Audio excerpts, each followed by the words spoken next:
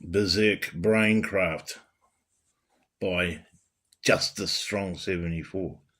Hey, how far do you think we are in our braincraft, our mind, to getting to the point where we go berserk? Do you think it's? Do you think it's? Do you think it's? Do you think we can? Do you think it's a close? Do you think the line that we have to cross to get to becoming a berserker? Do you think that line's close? I mean, do you think how close do you think we are to it? Do you think we are real close to it, or do you think we're miles away from it?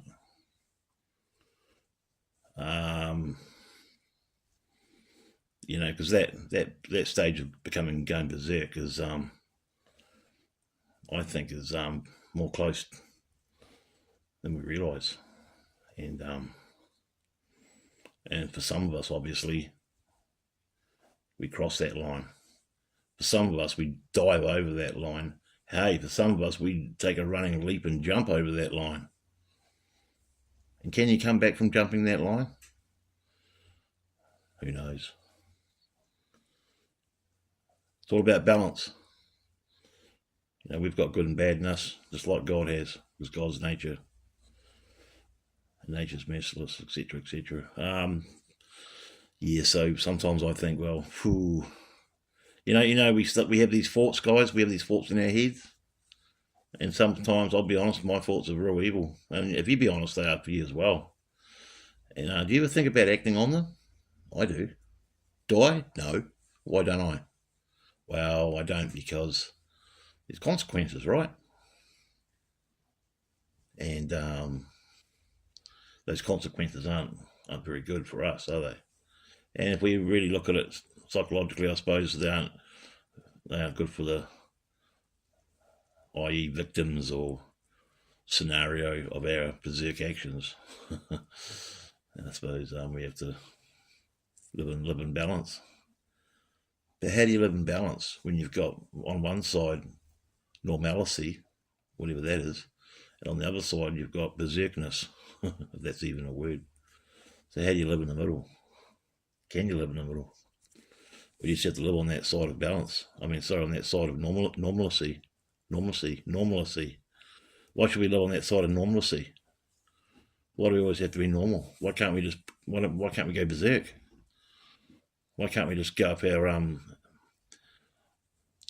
what's driving those thoughts? Why can't we just turn them into actions? Why can't we just go crazy? Why can't we just go with our natural desires? Because we all have them in us. We all have the potential to kill, and we all have the potential to love and be compassionate. Is it because society's moulded us and set forth these laws and rules and commandments, if you go down the religious road, saying that we have to live like good boys and girls? I mean, can we just go to a place where we don't care about those rules? Can we just go to a place where we go berserk? We can if we want to. That's our choice. But again, we suffer the consequences of that. So what do we do? How do we get to jump that line into berserkness, if that's even a word, without facing the consequences?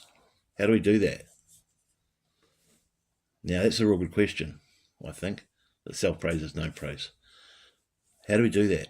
Let's think about that for a minute. How do we do that? How do we cross the line without getting paid back for it, so to speak?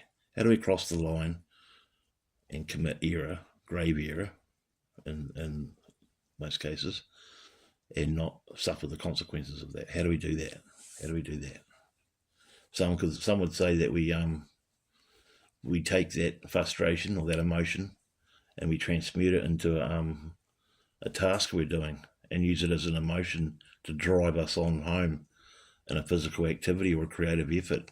We can do it like that, I suppose. But is that really the same as crossing that line and going off the deep end? Walking the plank, however you want to say it, biting the apple, spitting onto the footpath. How do we do that?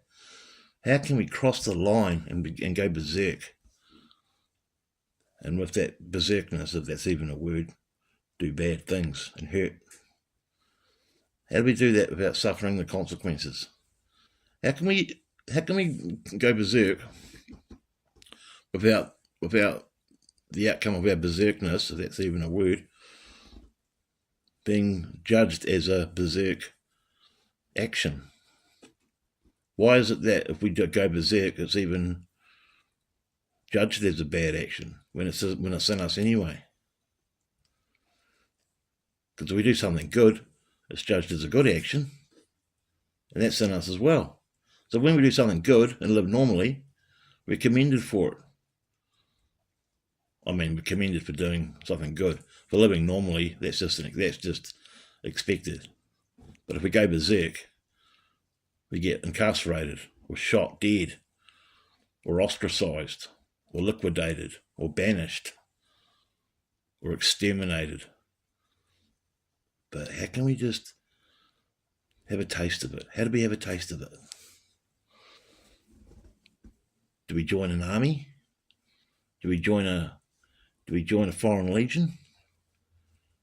Do we become a mercenary of sorts? Or do we go out into nature and kill animals and put it under and make it be accepted under the guise of being a hunter?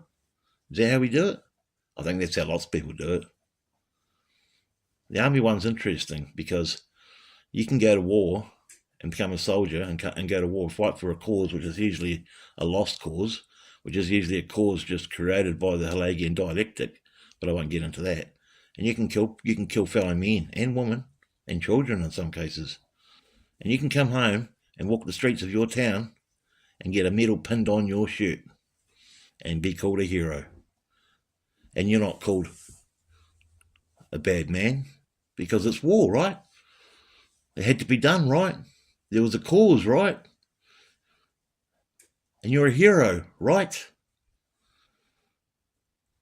So really, how is that not going berserk? The berserkers, the Vikings, they used to go berserk. They never got incarcerated or shot dead or liquidated or exterminated for it. They may have died in their battles when they were going berserk, but that goes with the territory. You sign up for that, right? But they were just following their natural instincts, their survival. So they were salivating for survival, so they had to go out and do what they did because why? They wanted to, and two, they could do it. And the victims of their actions suffered for it. But they weren't judged for it, were they? I think near the end of their reign they were, because Christianity came into it. Maybe not, I don't know. I haven't done my history check on that one that well. But do you get my point? They could go berserk. They jumped that line. They leapfrogged over that line. And ate plant medicine before they crossed that line as well. With a wolf skin or a bear skin on their back to throw it into the mix as well. They went berserk.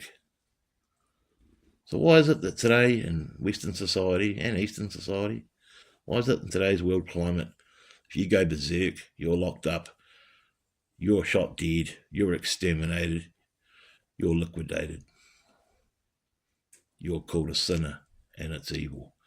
Why can't we go berserk? Why can't we just have a taste of it?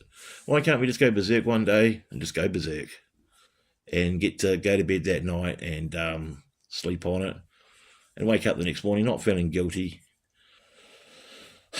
not feeling responsible for doing something horrible? Or am I just talking a load of nonsense? Maybe I am, but I can because it's called free speech, right? But take something out of this video. If you don't take anything out of this video, take this one thing. And that is, you can go berserk if you want to, but you get punished for it. And you can go berserk if you're told to, but you get a medal for it. Which one's worse?